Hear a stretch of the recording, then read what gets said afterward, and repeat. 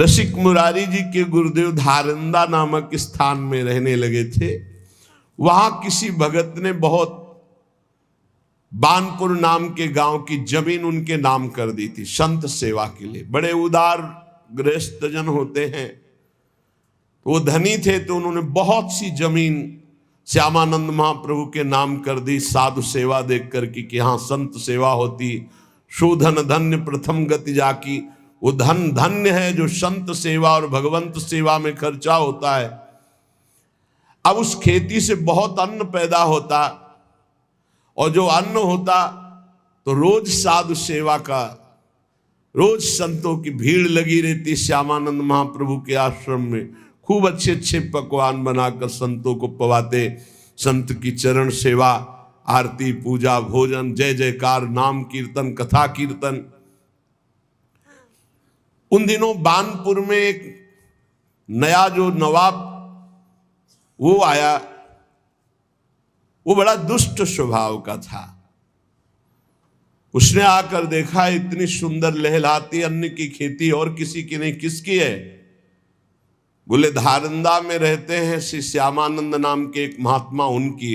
क्योंकि जहां संत पाते हैं वहां तो अलौकिकता होती ही है, बड़ी अलौकिकता, संत सेवा में बड़ी अलौकिकता। बस ये विश्वास हो जाए, विश्वास नहीं होगा। श्री धन्ना जी खेती बोने जा रहे थे। अभी खेत के समीप पहुंचे कि पार्श में ही एक मार्ग कच्चा था। देखा 50 संत एक साथ मंडली बनाकर कीर्तन करते हुए जा रहे। पहले संत मंडली चला करती थी। दौड़ के गए, प्रणाम किया और कहा महाराज हमारे अहोभाग्य, गांव तो यहां से दूर है, पर यदि आप कुछ क्षण रुके तो बाजार यहां से नजदीक है, मैं कुछ लाऊं और आप पाओ। नवीन अवस्था, संतों के प्रति ऐसा अनुराग, ये दैन्यता देखकर संत जन बैठ गए और काम कीर्तन करते हैं, जाओ तुम ले आओ। तो जो बीज गेहूं के बोने के लिए ले गए थे, वो बीज बाजार में बेच करके और वहां से मीठा लाए। संतों को जलपान कराया, मीठा पवाया, बड़े प्रसन्न हुए।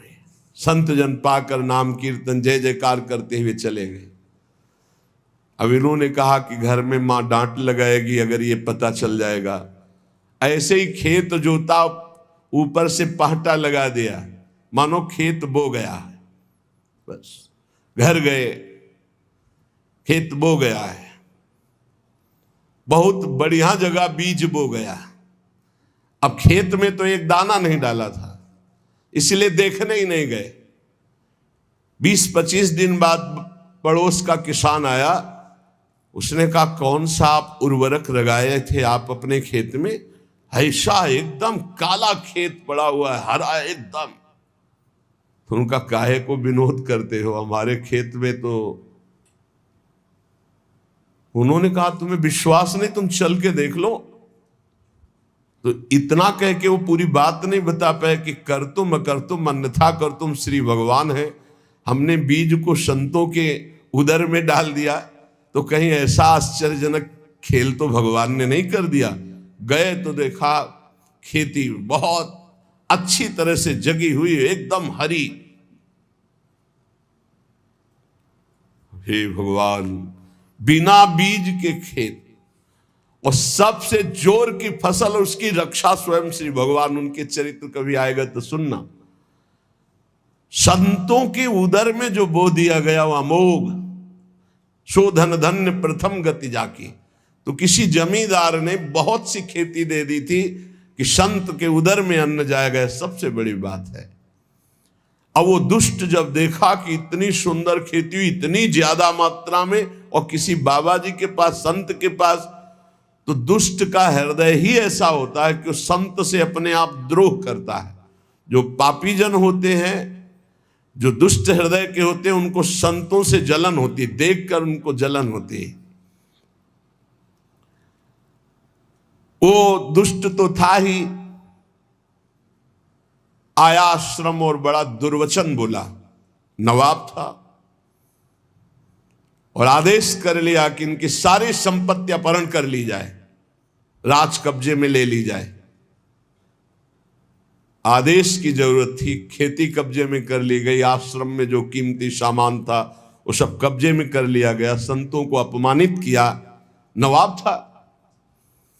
श्यामानंद जी ने विचार किया कि इस जमीन को कैसे छुड़ाया जाए, इससे तो बहुत से संतों का रोज भंडारा होता था। तो गुरु जी को अपने शिष्य की महिमा याद आई। ये बहुत बड़ी बात है, शिष्य को गुरु जी याद आवे। ये तो सिद्धांत है कि दुख पड़ा तो अपने गुरुदेव की याद कर ली, लेकिन यहां उल्टा हुआ। दुख का समय आया तो शिष्य की याद आई, रसिक मुरारी की, और एक तत्काल पत्र लिखा कि यहां के वर्तमान के नवाब ने जबरदस्ती सब सामग्री छीन ली संत सेवा की और जमीन जब्त कर ली है। तुम जैसी परिस्थिति में हो वैसे चले आओ। रसिक मुरारी के पास जो शिष्य गए, उन्होंने कहा, एक गुरुदेव ने पत्र, तो प्रसाद पा रहे थे। क्या पत्र में लिखा है? गुरुदेव ने कहा है कि बादशाह ने जमीन जब्त कर ली, तुम जैसे हो वैसे चले आओ। वैसे खड़े हुए और वैसे ही चल दिए, ना हाथ धोया ना आचमन न मुंह। गुरु जी की आज्ञा है, जैसे हो वैसे ही चले आओ। ये बहुत बड़ी बात है, गुरु आज्ञा पर स्थित होना। पूज्य श्री ललिताचरण गोस्वामी जी महाराज हमारे राधा वल्लभी आचार्य वंश, बहुत बड़े महामहिम रस में डूबे हुए महापुरुष थे। उनकी सेवा में जो रहते थे, शरीर सेवा में, उनका नाम हरिवंश दास था। 2 बजे दिन में जल, वो अलग कुआं अलग पात्र से, आचार्य हैं उनके लिए जल वो लाते थे। रोज 2 बजे आवाज देते, हरिवंश दास जय जय, बस ला रहे हैं, रोज का नियम। एक दिन उन हाथ जोड़ के कहा, जय जय बहुत समय होगा, निज मंत्र दे दो। निज मंत्र का अधिकार होता है, ऐसे थोड़ी निज मंत्र दे दिया जाता है कि ऐसे निज मंत्र। शरणागत सबका अधिकार है शरणागत होना, लेकिन निज मंत्र के लिए अधिकार चाहिए। चुप हो गए।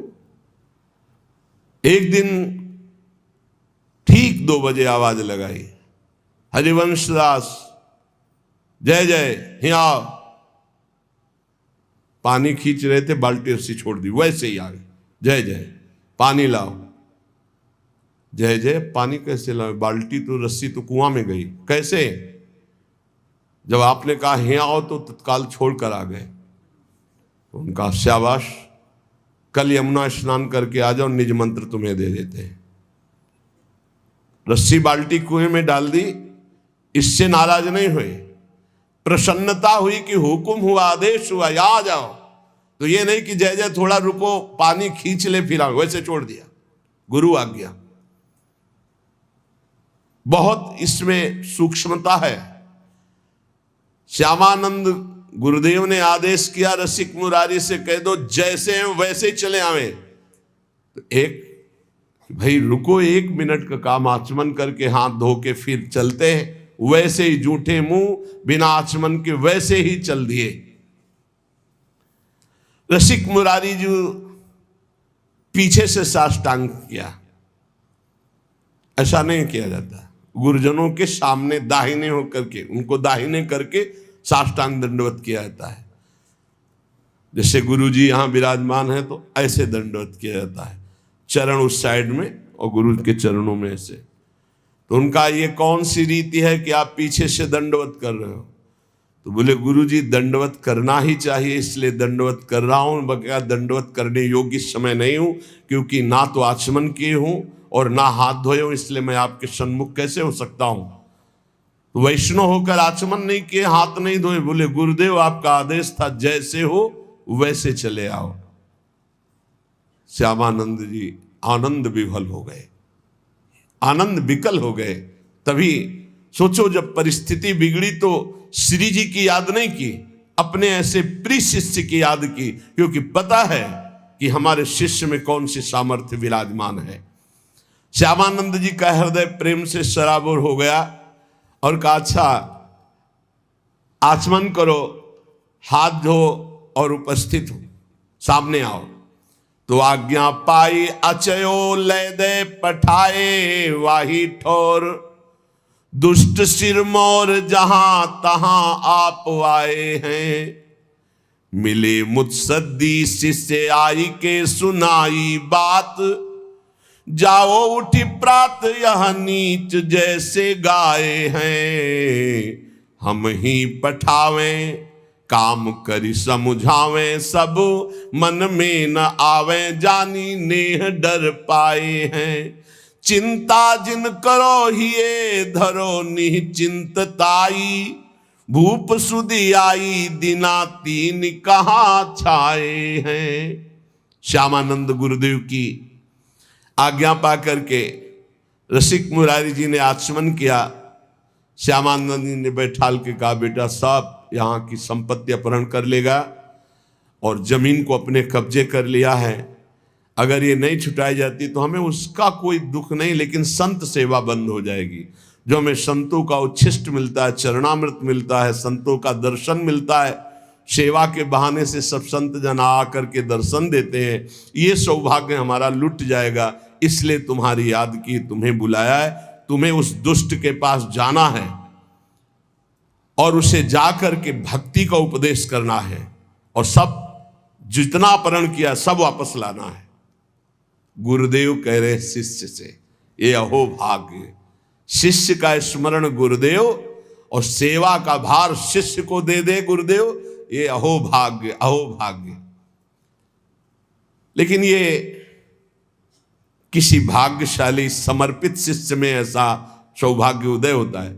पूरी सेवा दुष्ट के सामने, जहां आपने कुछ नहीं किया, आपके सामने होते होते सब अपहरण कर ले गया, उसके पास रसिक मुरारी को जानते हैं कि जान का भारी खतरा है, क्योंकि दुष्ट है नवाब, हुक्म कर दे तो तत्काल गर्दन उतार दी जाए, ऐसा उसका स्वभाव है। आदेश कर दिया, जाओ और उस दुष्ट से सब संपत्ति वापस लाओ। दुष्ट का बड़ा विचित्र स्वभाव होता है।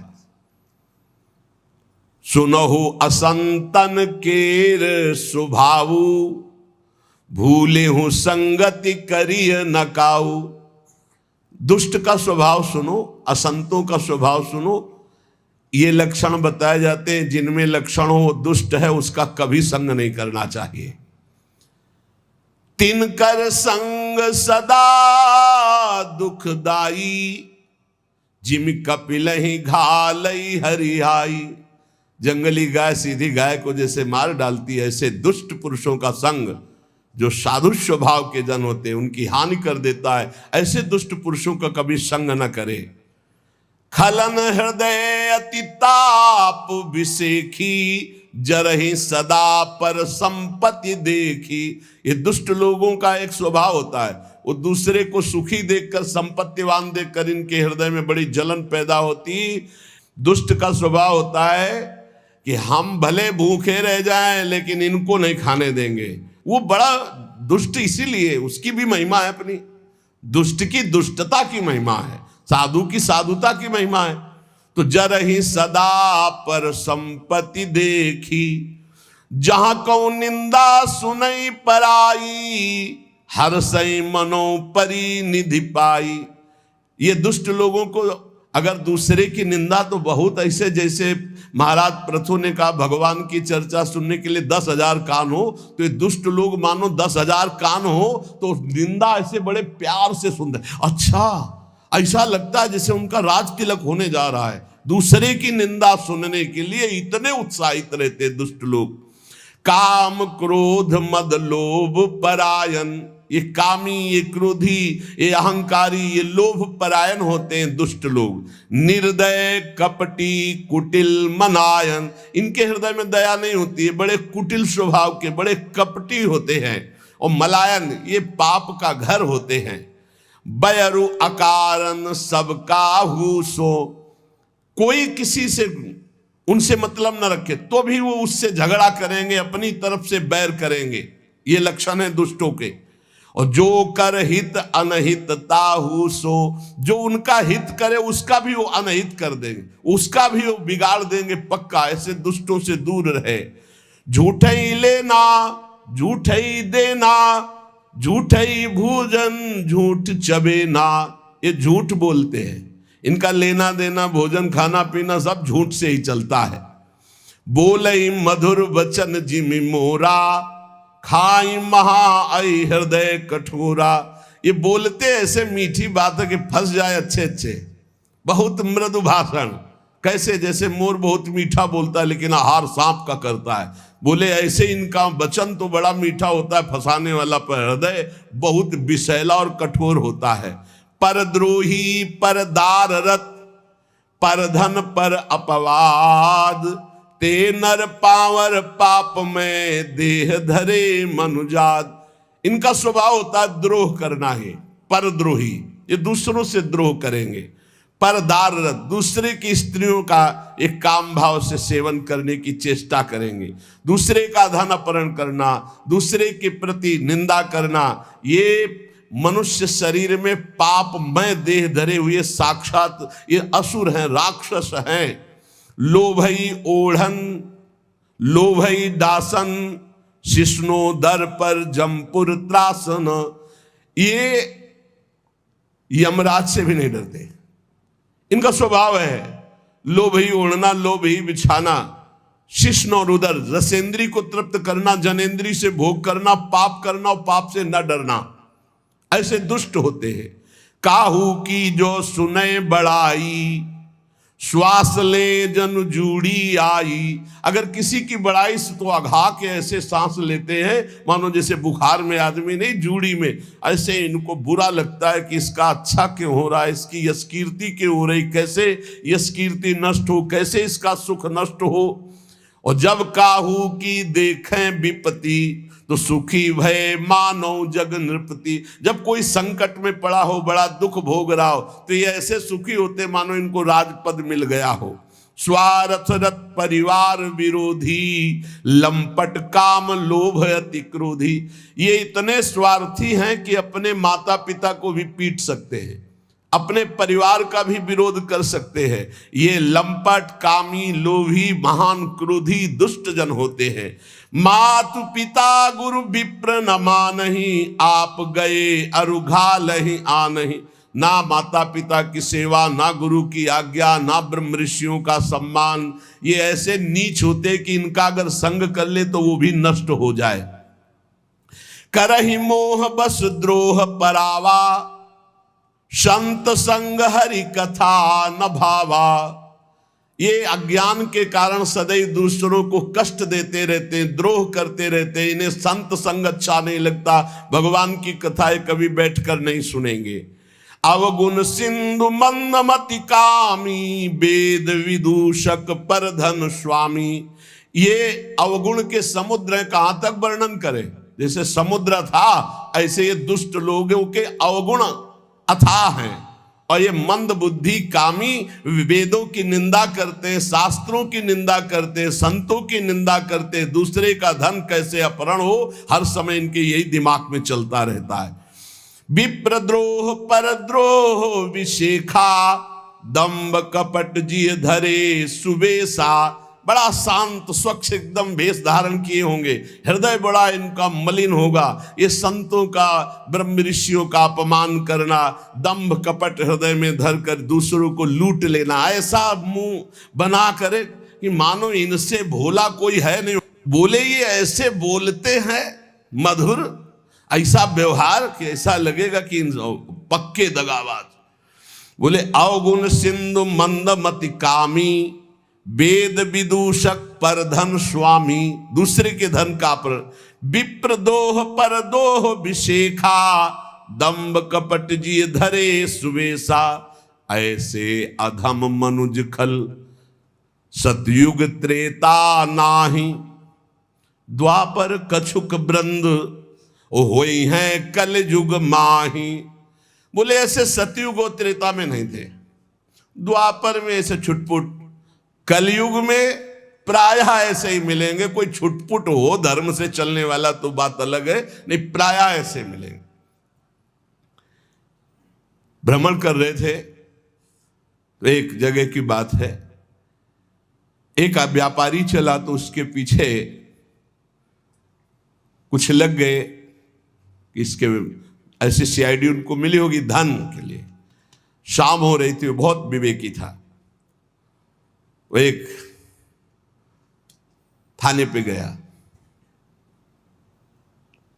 बताया मेरे पास इतना धन है, आदमी हमारे पीछे लगे हैं, रात्रि निकल जाने पर आप हमें सुरक्षित वहां तक पहुंचा दीजिएगा। जो इतना धन की बात सुनकर, उस समय ये 40 वर्ष पहले की बात, ये घटना है, ये कोई कथा हम नहीं सुना रहे, जब भ्रमण कर रहे थे तब की बात है। भ्रमण में बड़े बड़े दृश्य, बड़े बड़े अनुभव सब होते रहते हैं।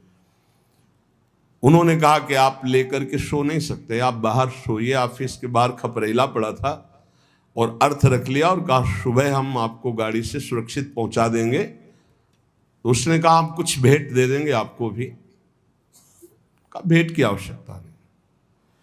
वो सो गया, उसके लिए बिस्तर लगाया था। जहां 10 बजे रात्रि के तो बड़ा भारी पीपल का वृक्ष था, उसमें जाके चढ़ के, बहुत प्रवीण था वो। और मदिरा का पान किए उसका लड़का आया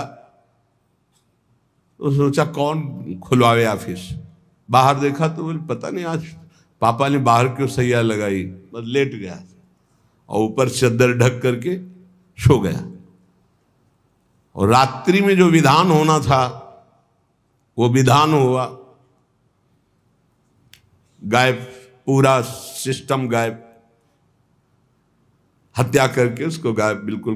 क्योंकि कोई उस समय सीसी कैमरा या मोबाइल भी नहीं चलते थे, न मोबाइल चलते थे न सीसी कैमरा। अब तो रोज का रोज आधुनिकता बढ़ती जा रही।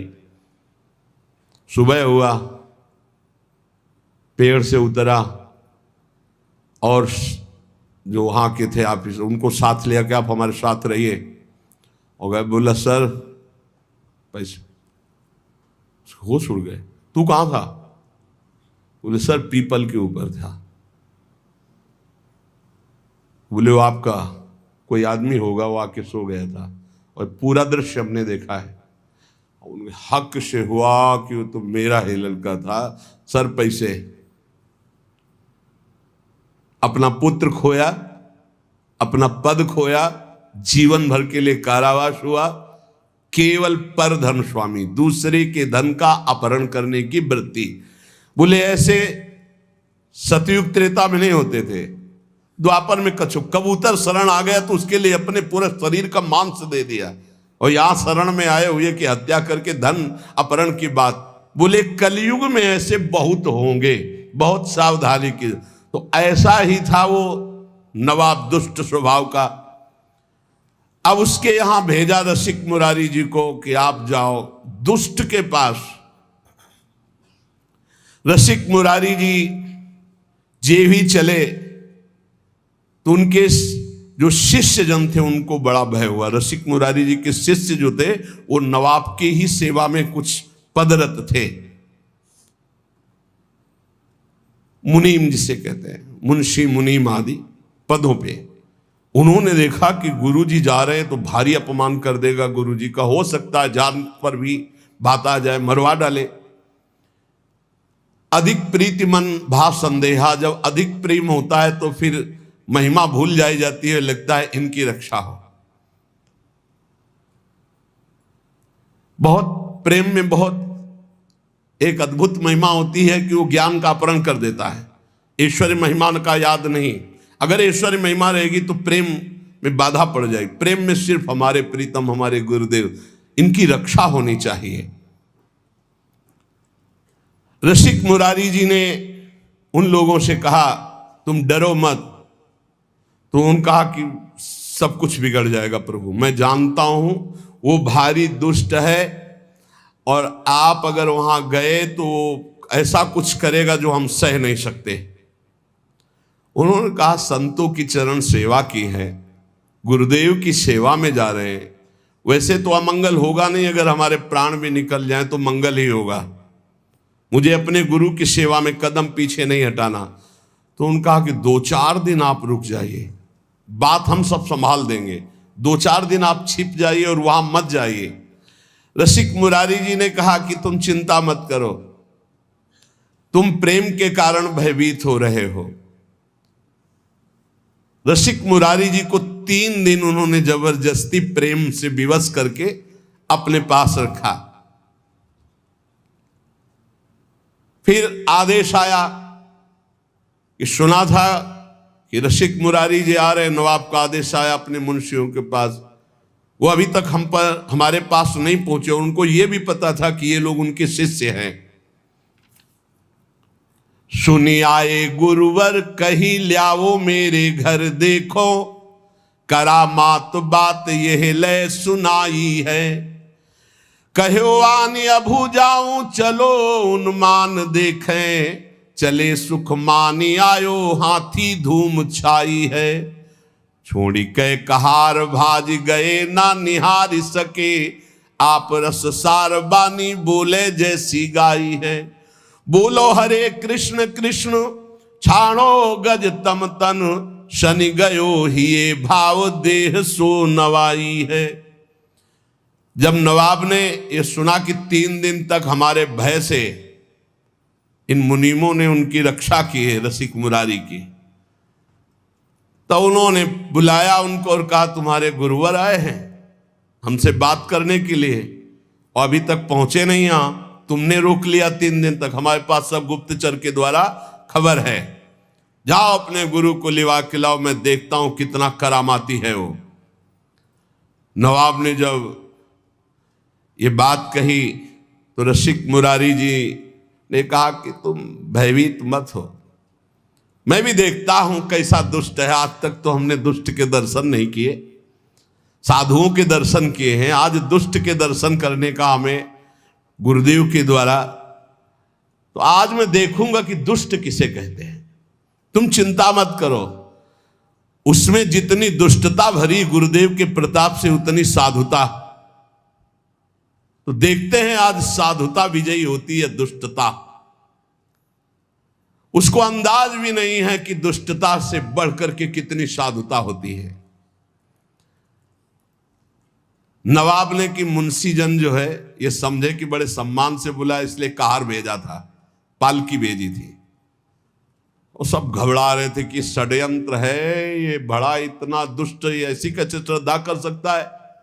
और कहार सब उसी राजा के, पालकी राजा की तरफ से।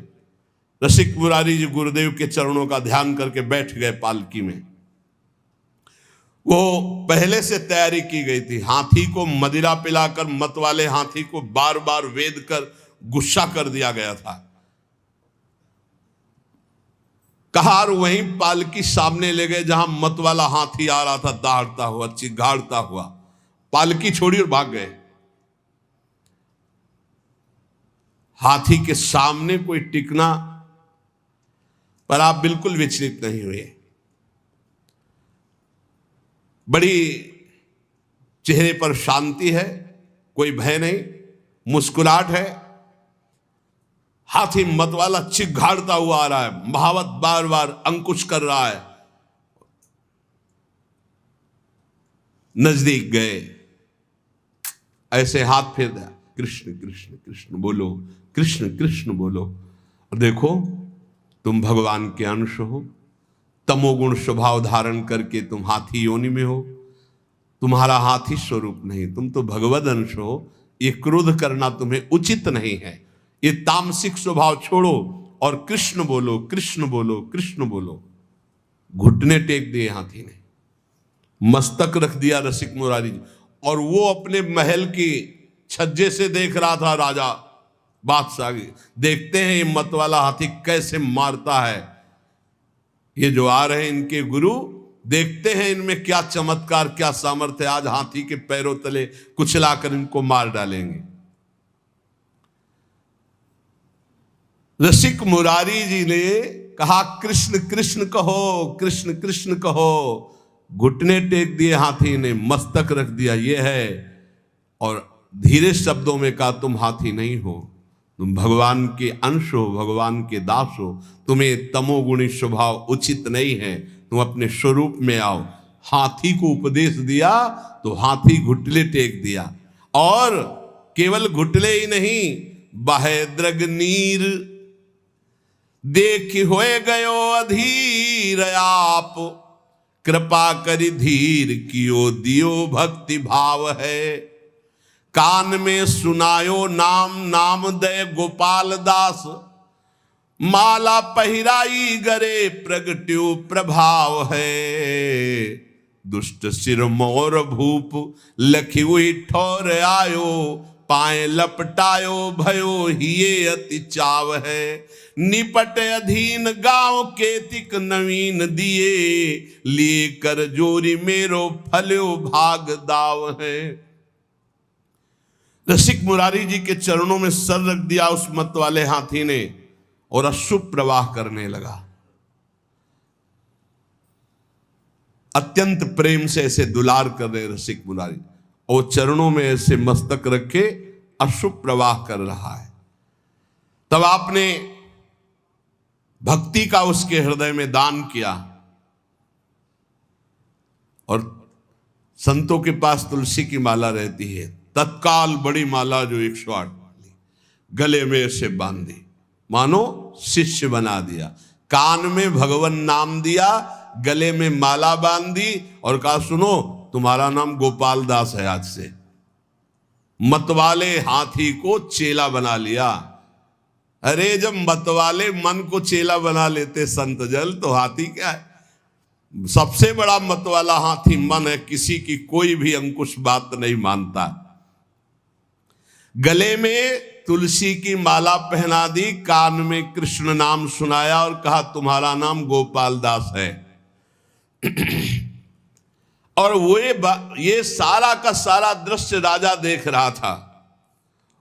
उसे देख करके अब रहा नहीं गया कि ये कोई चमत्कारिक महात्मा है, और कोई जादू तमाशा चमत्कार नहीं था, तो भगवान नाम का बल है। नवाब अब रहा नहीं गया, दौड़ता हुआ आया और श्री चरणों में गिर पड़ा, लिपट गया और कहा मुझे क्षमा कीजिए, मैं संतों का प्रभाव नहीं जानता था, मुझे क्षमा कीजिए। ये संतों के प्रभाव से दुष्टों का भी परिवर्तन हो जाता है। जितनी जमीन जब्त की थी वो तो वापस कर ही रहा हूं, कई गांव की और जो जमीनें हैं राजकीय विभाग के द्वारा अपहरण की, वो भी मैं दे रहा हूं। वो जमीन दी और कई गांव की और जमीन दी, और हाथ जोड़कर बोला कि मेरे बड़े भाग्य उदय हुए, मेरा पुण्य का पाशा पड़ गया, क्योंकि आप जैसे महान संत के दर्शन हुए। गयो चरणों में लिपट करके रो करके भाव से युक्त। ये देखो परिवर्तन है।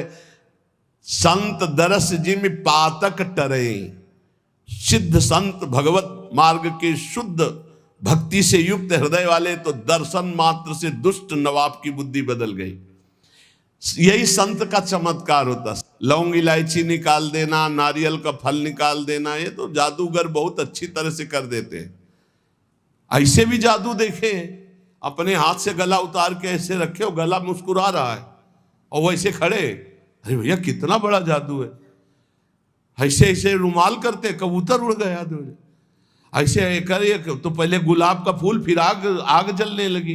तो न जाने कितने ऐसे जादू तो जादूगर दिखा देते। संत का जादू क्या है? मलिन मन में भगवान की भक्ति जग जाना।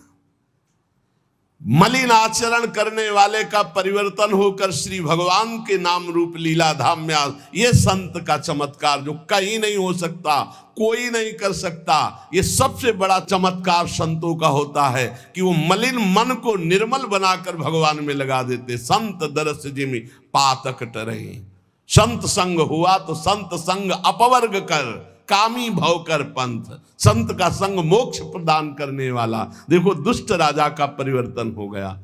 अब भयो गजराज भक्त राज, साधु सेवा साज, संतन समाज देखी करत प्रणाम है। आनी डारे गोनी बन जारन की बारन सो, आए ही पुकारन वे जहां गुरु धाम है। आवत महोत्सव मध्य पावत प्रसाद सीत, बोले आप हाथी सोयो निंद वह काम है। छोड़ी दही रीति तब भक्तन सो प्रीति बढ़ी, संग ही समूह फिरे फैल गयो नाम है। रसिक मुरारी जी ने कृपा करके गजराज का नाम गोपाल दास रखा, भक्त गोपाल दास। अब वो गजराज पीछे पीछे जैसे गाय के पीछे बछड़ा चलता है, ऐसे रसिक मुरारी के पीछे पीछे चल पड़ा। अब तो बड़ा आनंद, संत सेवा होती, प्रसाद जूठन मिलती गजराज गोपाल दास जी को, बड़ा भाव। संत समाज जो संतों को देखते ते ही आगे के पैर तोड़कर घुटने के बल होकर प्रणाम करते हैं। वैष्णव है, चेला है रसिक मुरारी जी के, गोपाल दास नाम। जहां किसी संत को देखते बस घुटने टेक देते और माथा रख देते। अब वो बंजारों के यहां बोरे के बोरे चावल दाल आदि लाद कर संतों की जमात में जो लाने होते, तो चलो गोपाल दास सेवा है, संत सेवा, तो बस जितना भी जो कुछ है वो सब लाद करके गोपाल दास के संत सेवा की सामग्री। कैसा जीवन बदल गया, संतों की जूठन पाते हैं और संतों की सेवा में।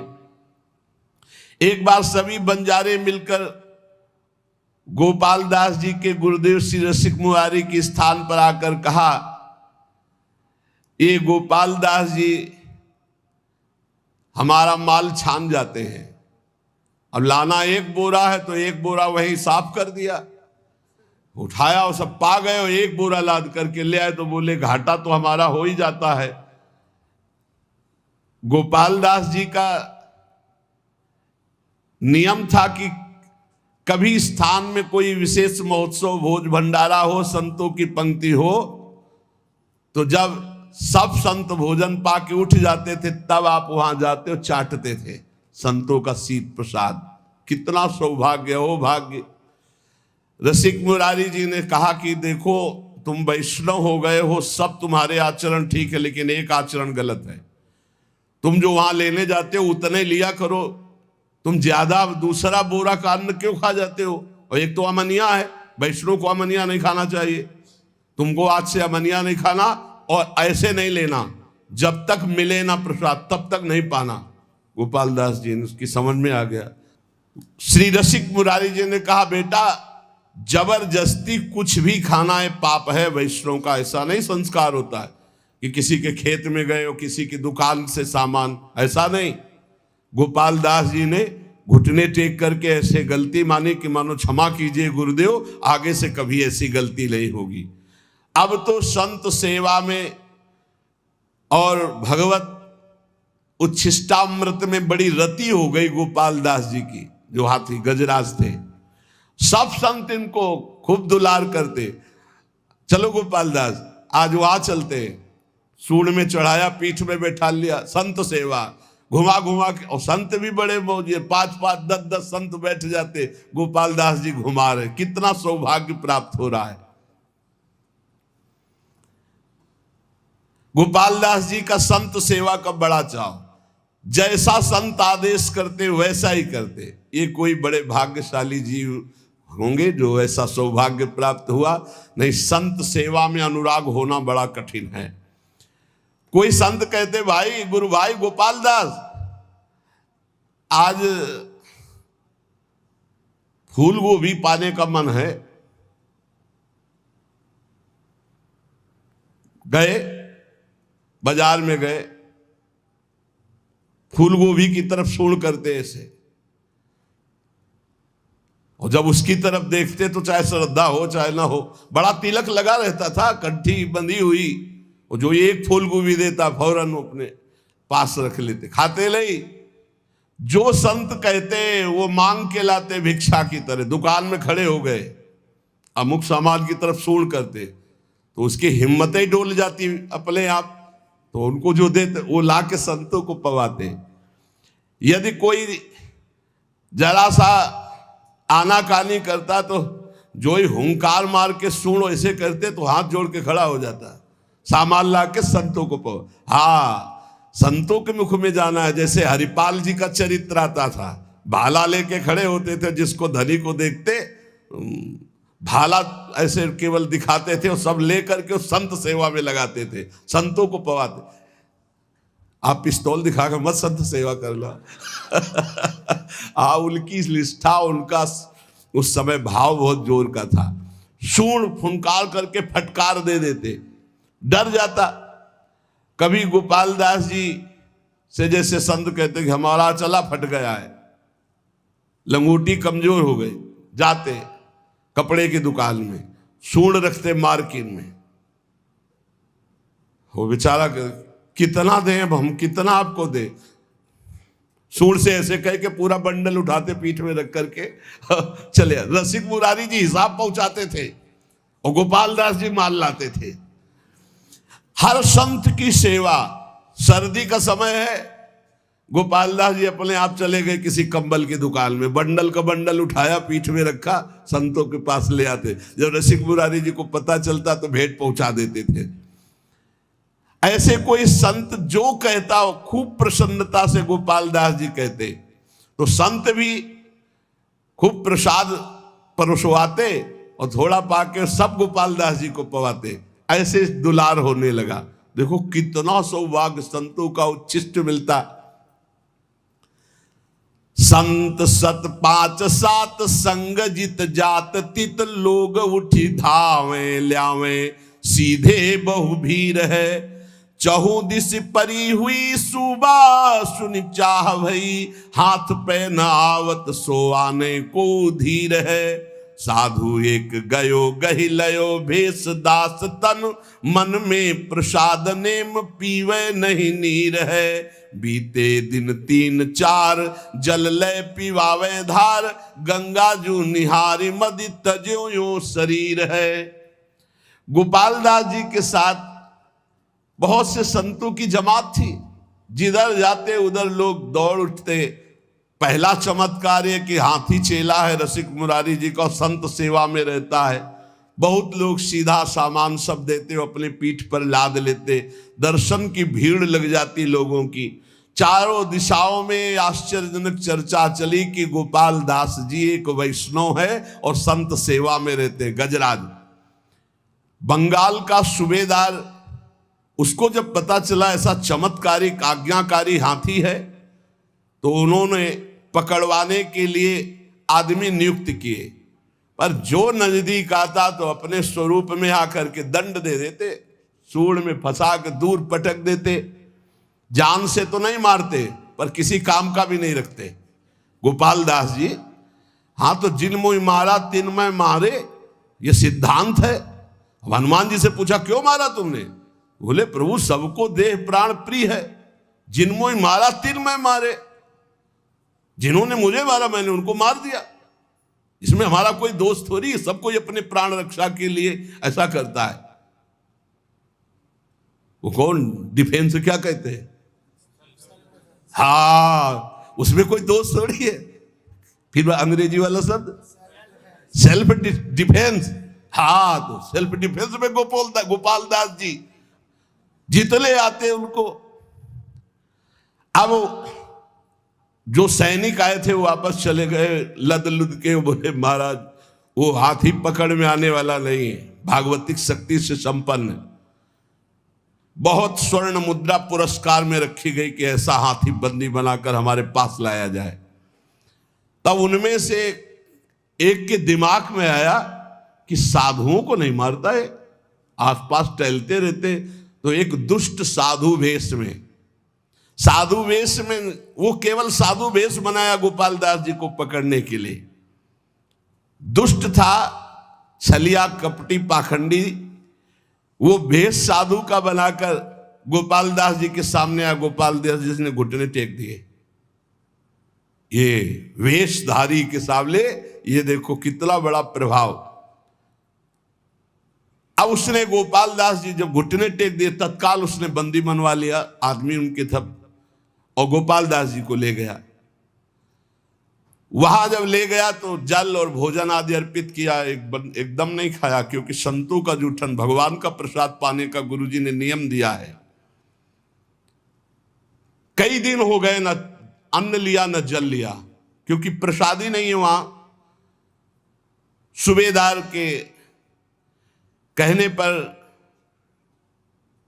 बिल्कुल ना अन्न न जल, कुछ भी जब नहीं खाया तो सलाह ली कि क्या तो उनका शायद ये भगत है, इसको गंगा जी में ले जाया जाए तो शायद गंगा जल पान कर ले, नहीं तो ऐसे तो प्राण निकल जाएंगे, काफी दिन हो गए कुछ खाया पिया नहीं।